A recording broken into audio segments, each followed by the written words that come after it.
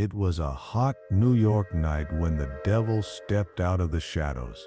The gunshot shattered the quiet like a scream. Then another and another. Blood pooled on the asphalt as the killer vanished, leaving behind nothing but silence, shell casings and terror. Before dawn, the city would learn a name whispered like a curse, Son of Sam, a name that would paralyze New York, a voice that claimed demons commanded him, a man who turned parked cars into death traps, and for over a year he would hunt freely, while millions slept with the lights on. New York in the mid-1970s was already a city fighting for its soul. Crime was everywhere. Blackouts had plunged neighborhoods into chaos. The subways were stained with graffiti and fear, and the summer heat made tempers flare. People locked their doors earlier. They watched strangers longer, and couples thought twice before sitting in parked cars. They didn't know yet that someone was watching them too. Someone who believed he was chosen. David Berkowitz was born in 1953, adopted as an infant. He grew up quiet, withdrawn, different. He was intelligent, but deeply troubled. Teachers noticed mood swings. Neighbors noticed anger, and after his adoptive mother died, something inside David cracked. He became obsessed with violence, with fire, with power. By his early 20s, he had joined the U.S. Army, but even discipline couldn't silence the darkness growing inside him. When he returned to New York, he returned alone, and lonely men sometimes listen to voices no one else can hear. David Berkowitz claimed the voices started as whispers, then commands. He said demons spoke through a neighbor's dog ordering him to kill. He believed the world was mocking him. Women rejected him, society ignored him, and in his mind violence became justice. The gun gave him control. January 1976, a parked car, a quiet street. David Berkowitz approached without warning and fired. The victim survived, but the message was clear. This wasn't random violence. This was the beginning. As months passed, the attacks escalated. Always at night, always couples, always parked cars. The killer struck quickly, then vanished. Police found no fingerprints, no witnesses, no clear pattern, only terror. Newspapers began connecting the dots, and the city realized something horrifying. This wasn't over. Then came the letters taunting police, mocking the media, claiming supernatural orders. He signed them, Son of Sam. The name spread like wildfire. Radio hosts whispered it. Parents warned their daughters. Men walked girlfriends to doors. New York had a boogeyman, and he was still out there. Women with long dark hair felt hunted. Some cut their hair short, others dyed it blonde. Parks emptied at night. Bars closed early. The city held its breath, and David Berkowitz watched it all, thrilled by the fear he created. Killing for David Berkowitz became ritual.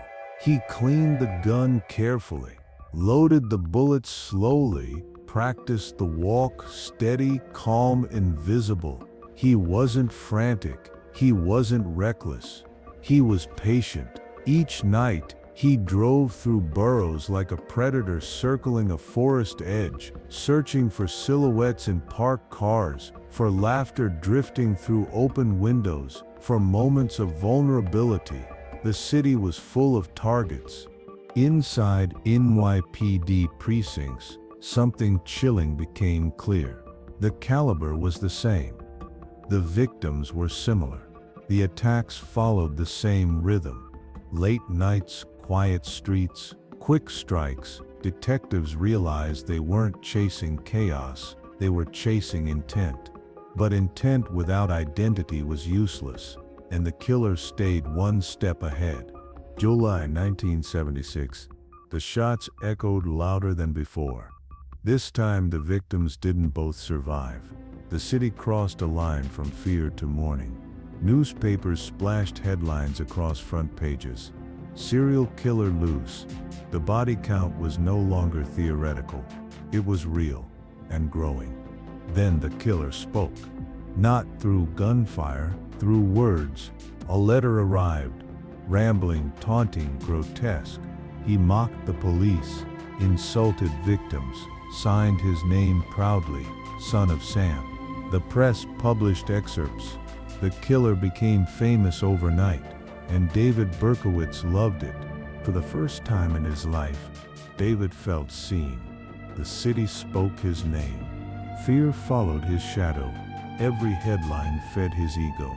He wasn't just killing anymore, he was performing, and performances demand encores.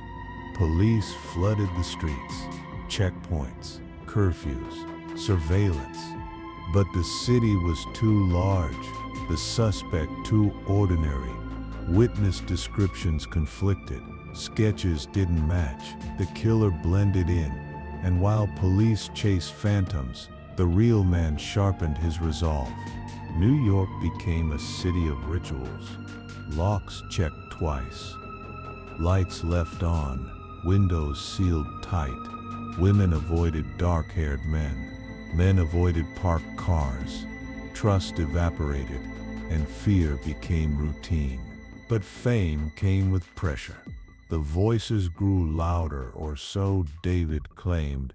He felt watched, judged, challenged, and when control slips, mistakes follow. July 1977. The final shots rang out. One victim died, another survived. But this time, something different happened.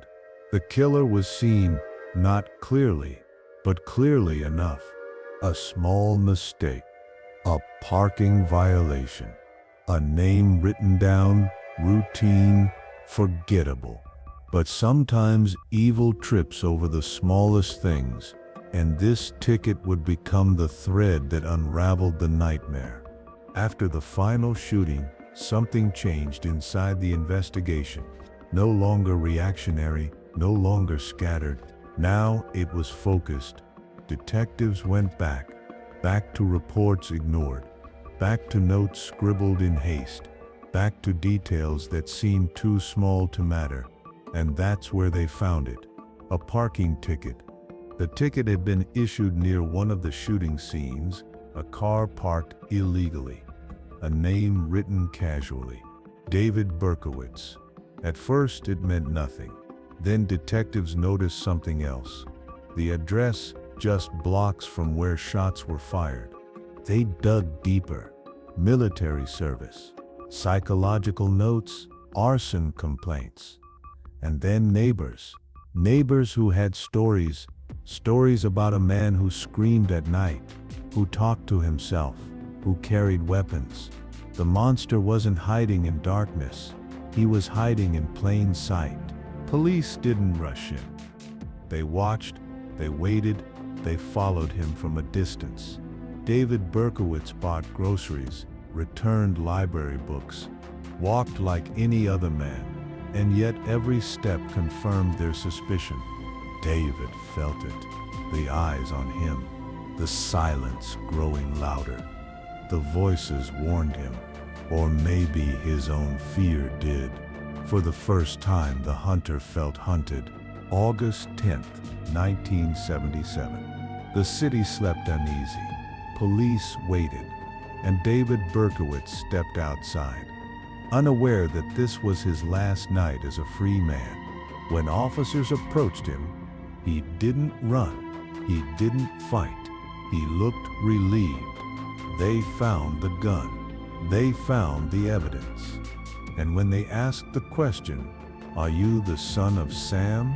David Berkowitz smiled. He confessed quickly, calmly, methodically. He explained the rituals, the voices, the killings. No lawyer, no hesitation. The nightmare was over, but the truth was just beginning. New York woke up to a headline it had dreamed of and feared. Son of Sam caught. Relief swept the city like rain after a fire. Parents hugged children tighter. Couples slept easier. The streets breathed again. But behind bars, David Berkowitz was talking, and the story he told was darker than anyone imagined. David claimed demons commanded him, that a neighbor's dog named Sam was possessed, that it barked orders to kill. The media devoured it. Headlines screamed about satanic rituals. Talk shows debated possession versus madness, but detectives weren't convinced. And slowly the cracks appeared. Under pressure, the demon story unraveled. No cult, no possessed dog, no supernatural commands. The truth was simpler and colder. David Berkowitz killed because he wanted to. The voices were an excuse, the demons a mask, and the world realized something terrifying. The monster was human. The arrest turned into spectacle. Cameras followed every step. Analysts dissected his childhood. Psychologists debated his sanity. He became a celebrity criminal, and that disturbed many, including the families of victims. For the families, there was no relief, no closure, just empty chairs at dinner tables. No explanation could justify the loss. No verdict could bring back the dead. In court, Berkowitz pled guilty. No theatrics, no insanity defense. He accepted responsibility. 6 murders, multiple attempted murders. The city listened in silence. The sentence was swift. 6 consecutive life terms, no parole for decades. The judge spoke of evil, of accountability, of justice. And with the gavel strike, the son of Sam disappeared into prison walls. In prison, David Berkowitz changed his story again. This time, he claimed redemption. He found religion, renounced violence, asked for forgiveness.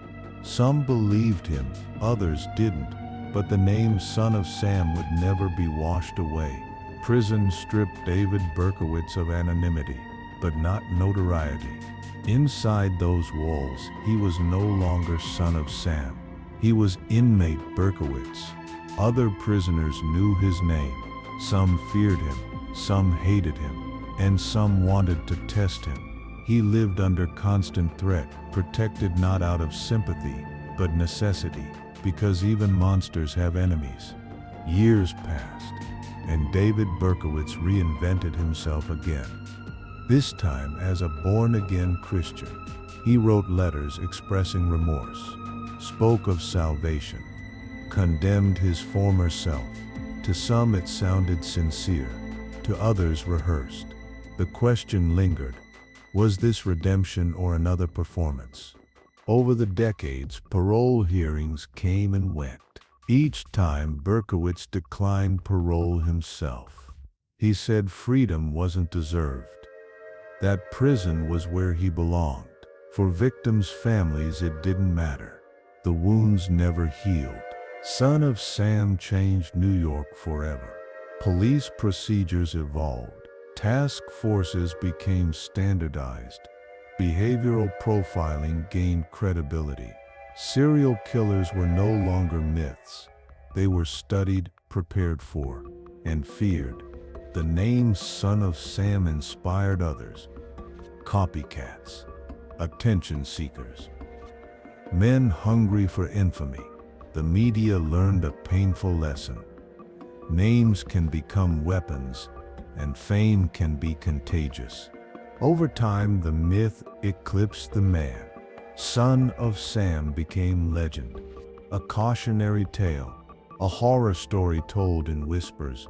David Berkowitz faded into gray prison walls, but the victims' names remained etched in stone. 6 lives ended. Many more shattered. They weren't symbols. They weren't statistics. They were daughters, friends, dreamers, and their stories deserve to be remembered, not the killer's lies. The Son of Sam terror ended long ago, but fear leaves echoes.